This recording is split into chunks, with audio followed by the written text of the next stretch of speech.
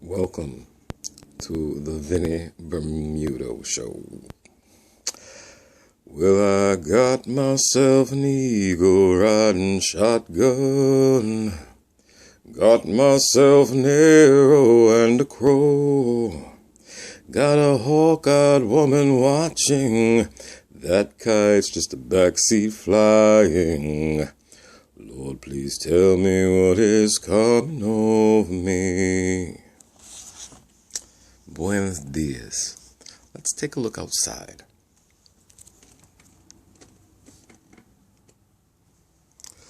That would be Clinton, North Carolina. Cast of characters. The President of the United States of America, Commander-in-Chief Barack H. Obama. Vice President of the United States, Joseph R. Biden. The White House Chief,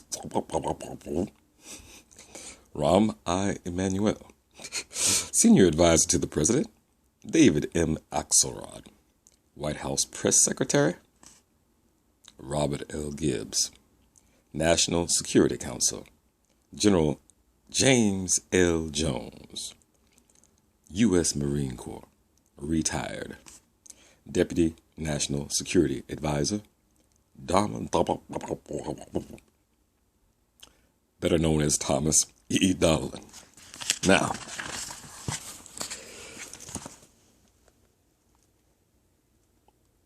seeing as though the intelligence community is somewhat intelligent, they can figure the rest out for themselves. Now, Chapter 1, Obama's Wars. On Thursday, November 6th, 2008, 2 days after he was elected President of the United States, Senator Barack Obama arranged to meet in Chicago with Mike McConnell, the Director of National Intelligence.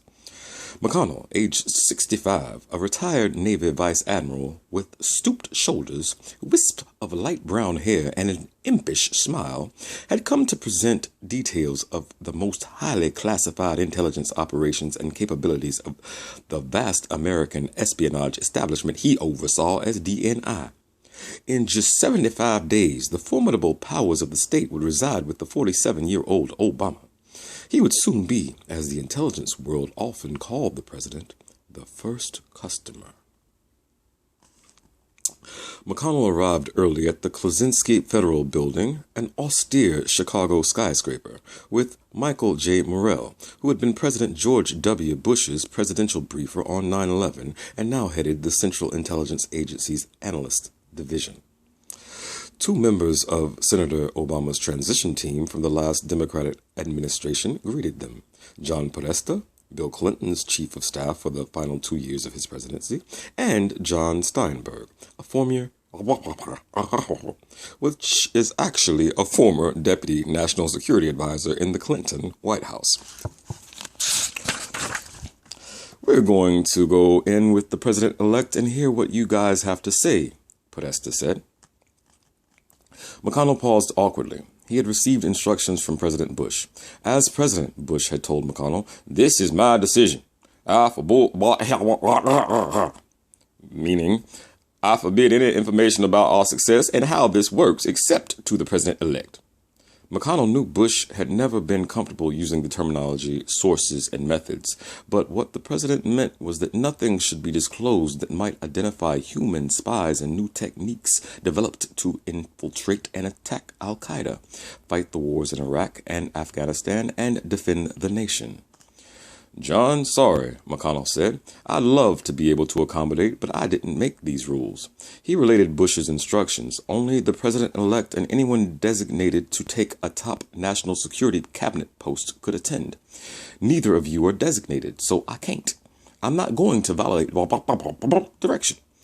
What he actually said was, "I'm not going to violate the president's direction." "Okay, I got it," Podesta said, barely concealing his irritation.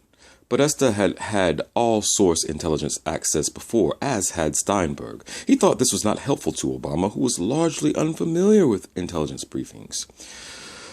Commander-in-Chief Obama arrived still in full campaign mode with ready smiles and firm handshakes all around. He was buoyant in the afterglow of victory. 2 months earlier, after receiving a routine top-secret briefing from McConnell on terrorism threats, Obama had half-joked, I've been worried about losing this election. After talking to you guys, I'm worried about winning this election. Mr. President-elect, we need you for a second, Podesta said, steering him off to a private room.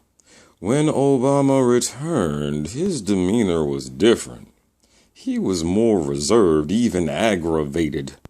The transition from campaigning to governing, with all its frustrations, was delivering another surprise.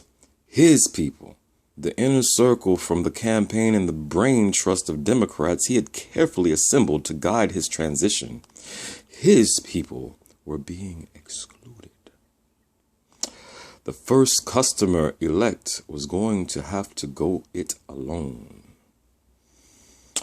Well, I got myself an eagle-riding shotgun, got myself an arrow and a crow, got a hawk-eyed woman watching, that kite's just a backseat flying.